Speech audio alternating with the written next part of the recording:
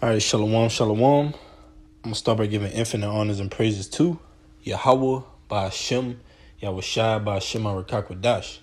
Double honors to the Apostle Great Millstone who rule well and teach well and are worthy of their double honors. Peace and blessing to you, Akim, pushing out this truth across the four corners during these last seconds of time. Shalom. Coming back at you with another lesson, going to be entitled, Neither Jew nor Greek. All right, Galatians 3:28. Without further ado, we're going to jump straight into it. Lord willing to be edifying.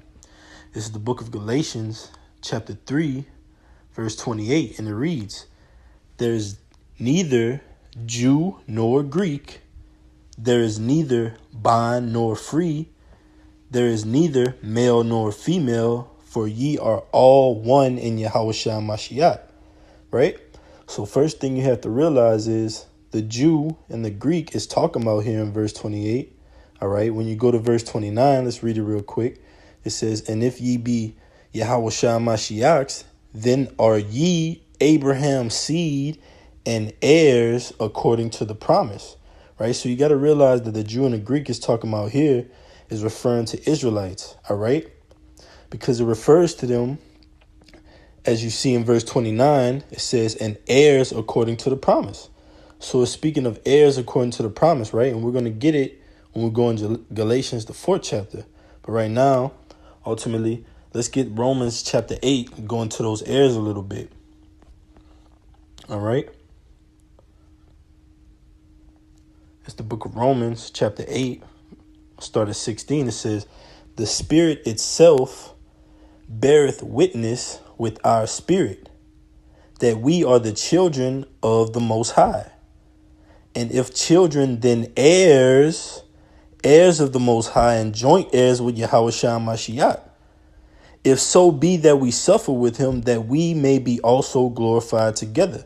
So the Spirit bears witness that we are Israelites, no matter what byword we're called, all right? Whether it be Jew, Greek, all right? Okay, barbarian, okay? Because from all those, you have Israelites, all right? And the Spirit reveals who they are, man. Just like it's doing right now in these latter days, all right? Now let's go back to Galatians, the 4th chapter. All right, proceeding on. Let's read verse 29 again. It says, Galatians 3:29, and if ye be a Mashiachs, then are ye Abraham's seed and heirs according to the promise. All right, so let's go to Galatians. All right, because when you go precept upon precept, all right, this proves that these heirs can only be Israelites, right?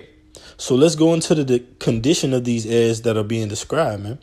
All right, this is Galatians chapter 4, verse 1, and it reads, Now I say that the heir, as long as he is a child, deferred nothing from a servant, though he be Lord of all. Right, so now this is going into the heirs of the promise. All right, let's read down a little bit, and we're going to go and continue on just to further that point. In Romans, the 9th chapter, it says, verse 2, But is under tutors and governors until the time appointed of the Father. Even so we, when we were children, you see, backing up that Romans, the 8th chapter, children, joint heirs, is going into it. It's describing those joint heirs, which are Israelites. It says, when we were children, were in bondage under the elements of the world, but when the fullness of the time was come, the Most High sent forth the Son, his son, Salakia, made of a woman, made under the law. And that's also a straight cut to the Immaculate Conception. Right now it says heirs under the law, right? All right, let's read verse 5. It says, to redeem them that were under the law, that we might receive the adoption of sons. You see? So redeemed from under the law. Now, who were the people under the law, man?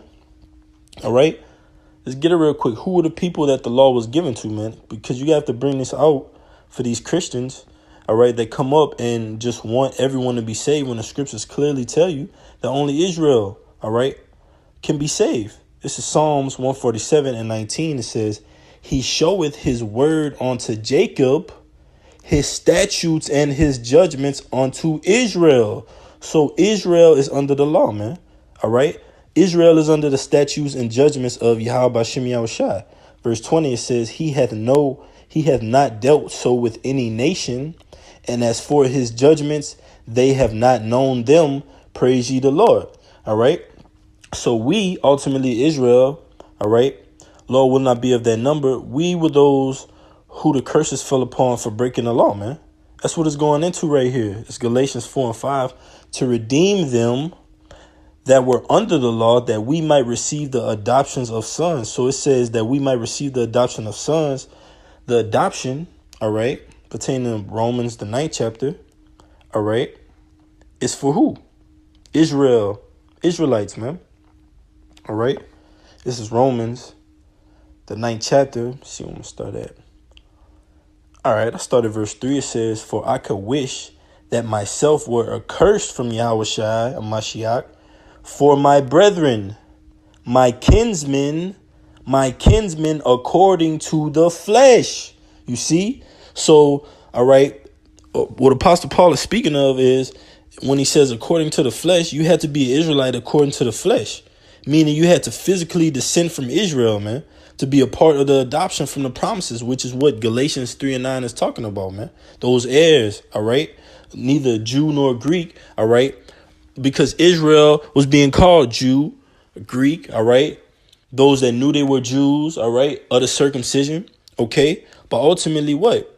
We're going to show that ultimately that word, all right, those customs, all right, those false idols were put on our people, okay, for them to worship, all right, we were Hellenized, okay, so it says, verse 4, who are Israelites, to whom pertaineth the adoption. You see? So the adoption pertains on to Israel, man. So when it goes into Galatians 3 and 28 and 29, all right, that adoption, those heirs, all right, are Israel, man. Israelites, man.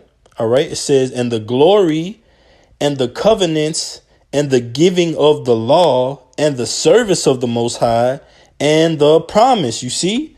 Because what did it say in let's go back to it real quick. Just hammer in that point, man. All right. Galatians 3 and 29, it says, and if ye be a Yahushua Mashiachs, then are ye Abraham's seed and heirs according to the promise. You see? This is Romans, the 9th chapter. All right. The 4th verse again, it says, who are Israelites, to whom pertaineth the adoption and the glory and the covenants and the giving of the law and the service of the Most High and the promises, man. All right. So that's talking about Israel, man. Point blank, period. All right. Let's get it in Romans, the 10th chapter, just to keep validating this point, man. All right. Because these Christians will come up and try to use this verse as well. And then they go into the word Greek. All right. And say, hey, well, it says right there. All right. All nations except the Jews. So we're going to get into that. It's Romans, the 10th chapter. All right, verse 12, it reads, for there is no difference between the Jew and the Greek, for the same Lord over all is rich unto all that call upon him. So they'll say, okay, well, it says there's no difference between the Jew and the Greek. All right, so that means you have Edomites that can be saved. No, okay, that's talking about Israelites that were being called Greek, man. All right, so this is another scripture to prove the Greek that Paul's epistles are speaking of that are receiving salvation and the promise is talking about Israelites, man. And they'll try to go to the scripture, all right, and say, well, look, it says whoever calls on the Lord's name shall be saved, right? So Paul is quoting from the Old Testament, all right? Let's go to the book of Joel, the 2nd chapter real quick, man. Paul is quoting from the Old Testament, and then we're going to go back to Acts just to prove, again, who that's talking about, man. It's Joel 2, all right? Start at 32. It says, and it shall come to pass that whosoever shall call on the name of the Lord shall be delivered. And we know that whosoever is talking about Israel. It says, for in Mount Zion and in Jerusalem shall be deliverance, as the Lord had said, and in the remnant whom the Lord shall call. And we know that speaking of Israel, man, that remnant of Israel. All right. Now let's validate this. All right. Let's go to Acts, the 2nd chapter. Let's start at the 21st verse. And it's just going to furthermore hammer in the point. It's going back to the New Testament. It says, Acts 2 and 21, and it shall come to pass that whosoever shall call on the name of the Lord shall be saved. Verse 22, ye men of Israel, hear these words. You see? So it's directing that whosoever to Israel, man. You see? So it says, Yahushua of Nazareth, a man approved of the Most High among you by miracles and wonders and signs, which the Most High did by him in the midst of you, as ye yourselves also know. You see? So this is talking about Israel, man. It's talking about Israelites, whether they be of the background of the Jews or those who knew they were Jews, or whether they had been calling themselves Greek, or so on and so forth, man. So when you focus on the context clues and take these things in the context, all right, what the Lord was speaking of, you realize these precepts are referring to Israel. Now let's go into the word Greek, all right, because oftentimes when you see the word Greek in the New Testament, all right, it's going into that word Helen. So let's get it real quick, all right. Strong's G 1672, Helen, and it says, all right, Helen, it says a Greek, either by nationality, whether a native of the mainland or of the Greek islands or colonies, you see? So these Christians, all right, they'll go into this and they'll say, oh, you see, it says all nations, now the Jews. Let's read verse 2. Let's read on the second point. It says, in a wider sense, the name embraces all nations, not Jews, you see? And that's untrue. That's totally incorrect here, man.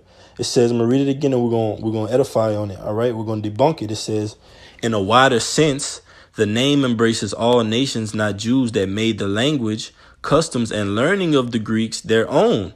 The primary reference is to difference of religion and worship. Right. And Christians will go and say, oh, you see, it says all nations, not the Jews. Right. But we know ultimately you didn't have to be born in Greece to be called Greek. You could have been a part, all right, of the Greek colonies, man, because the Greeks basically went out and colonized the empires they went up against, basically and mainly the Persian Empire, man. That's why it says in the first one, it says a Greek either by nationality, whether a native of the mainland or of the Greek island or colonies, man. So if you were part of the Greek island or colonies, all right, in which the Greeks went out and colonized, you were calling yourself Greek, man. All right. So they'll point to the definition 2 right here. See if I can highlight it. Yeah, right here. OK, they'll point to this definition right here in particular. All right. Under the outline of biblical uses and say this definition says all nations, not the Jews. Right. So that proves it's talking about all nations. Right. No, man, that's totally incorrect. Well, first off, this definition is totally incorrect. And what proves this term can be used to describe basically Israelites being called Greeks in the history in the first book of Maccabees. We're going to get it, man. All right. Because it talks about basically when you get into it, it talks about how Antiochus Epiphanes forced the Greek customs, languages, all right, on Israel, man. And many of us consented onto it, man. All right. I'll start at verse 41. It's first Maccabees 1:41. It says, moreover, King Antiochus wrote to the whole kingdom that all should be one people. You see? So just for a little background, all right, this chapter goes into the rise of the Greek Empire and the rule of Alexander, the Greek, who basically went out and he conquered the known world at the time, man. All right. And his kingdom was split into a lineage of 4 rulers. You have Cassander, Licinius, Ptolemy, and Seleucia. And out of that Seleucia line, you had Antiochus Epiphanes. All right. So this proves the term Greek can be applied to Israelites, man. All right. Let's read into it a little bit more. It says first Maccabees 1:41. Moreover, King Antiochus wrote to his whole kingdom that all should be one people, and every one should leave his laws. So all the heathen agreed according to the commandment of the king. Yea, verse 43, yea, many also of the Israelites consented to his religion and sacrificed unto idols and profaned the Shabbat. You see? So it says many also of the Israelites consented to this religion. And in Romans, the 10th chapter, that when they get that word Greek, they'll say it says all nations, not the Jews. But it clearly tells you here that what? Many also of the Israelites consented to this religion, going into what? The Greek customs, their language, their ideas, man. Under Antiochus Epiphanes that came from the branch of Alexander the Greek, man. All right. It says, Yea, many also of the Israelites consented to his religion and sacrificed unto idols and profaned the Shabbat. For the king has sent letters by messengers unto Jerusalem, you see, by messengers unto Jerusalem and the cities of Judah, that they should follow the strange laws of the land. And keep that strange in mind, the strange laws of the land, and forbid burnt offerings and sacrifice and drink offerings in the temple, and that they should profane the Shabbats and festival days, and pollute the sanctuary and holy people, set up altars and groves and chapels of idols, and sacrifice swine's flesh and unclean beasts. Verse 48, that they should also leave their children uncircumcised and make their souls abominable with all manner of uncleanness and profanation. Verse 49, to the end that they might forget the law and change all the ordinances. So that's why the Lord was calling us these different things, man. Greek, barbarian, because you had Israelites who had forgot their laws, forgot their customs, and turned away after the way of the heathen, man. That's why the Lord basically spoke of us in the book of Ephesians, the 2nd chapter, as what? Strangers, man. This is Ephesians 2:12. I'm going to start at 11. It says, wherefore remember that ye being in time past Gentiles in the flesh, who are called uncircumcision, by that which is called the circumcision in the flesh made by hands. Let's read it one more time. All right. It's Ephesians 2:12. And it reads that at that time ye were without Yahushua. You see, we were without the Lord, man. Without the law, statutes, and commandments, without faith, man. All right. But it says being aliens from the commonwealth of Israel. And this is what a definition of the Gentile is, man. It says being who are called circumcision, that which is called the circumcision in the flesh made by hands. And here's the point. It says verse 12, that at that time ye were without Yahushua, being aliens from the commonwealth of Israel and strangers from the covenants of the promise, having no hope and without the Most High in the world. Now, here's what you hit them with. You bring out this precept, all right, and you continue to edify, because you get into that word strangers, man, and it's going to tell you exactly what that's talking about, what the Gentiles is talking about, man. And it's clearly a cut, but, you know, if it's not for them, ultimately it's not for them, man. Let's see. Right. Let's see, a foreigner, a stranger. All right, let me see what I'm looking for. Okay.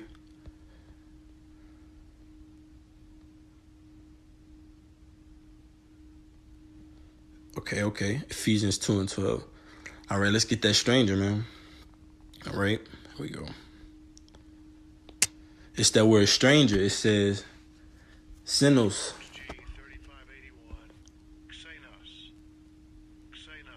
Right, it says a foreigner, a stranger, alien from a person or thing. And what were we alienated from, man? The law, statutes, and commandments. Because what? We went after the gods, the customs of the Greeks, man. And we were being called by their names, man. All right? But did that stop prophecy from being fulfilled? No, man. The Spirit of the Lord had to be poured out, whatever name we were being called under, man. All right? Now we're calling ourselves Israel. All right? It says without the knowledge of, without a share in, you see? Because we were alienated, now we have a share. We're heirs. We're heirs now, man. Because when you don't have a share in something, you're disinherited, basically, man. It says unheard of, one who receives and entertains another hospitably, with whom he stages or largest, a host, right? And that's speaking of our people, man. All right? We literally fell away, man. That's why it tells you in Jeremiah 17, all right, that we were what? Strangers, man. Basically, man. All right. Disinherited. Okay. Cut off from our inheritance, man. So ultimately, the Lord has brought us back, whether we be called Americans, Greeks, all right, New Orleansians, Louisianians, Texans, wherever it may be, man. Now we're calling upon the name of the Lord and professing our spirit bear witness that we're Israel, man. Lord willing, this message was edifying. All right. Neither Jew nor Greek. Galatians 3:28. All right, Barakatah Yahweh, Barakatah Yahushua, Barakatah Yahweh, Barakatah Yahushua. Call halal Yahweh Ba'Shem Yahushua, Ba'Shem Harakakwadash. Double honors to the apostle Great Millstone, who rule well and teach well, and are worthy of the double honors. Peace and blessing to you, Akim, pushing out this truth across the four corners during these last 6 of time. Kwame Yashala.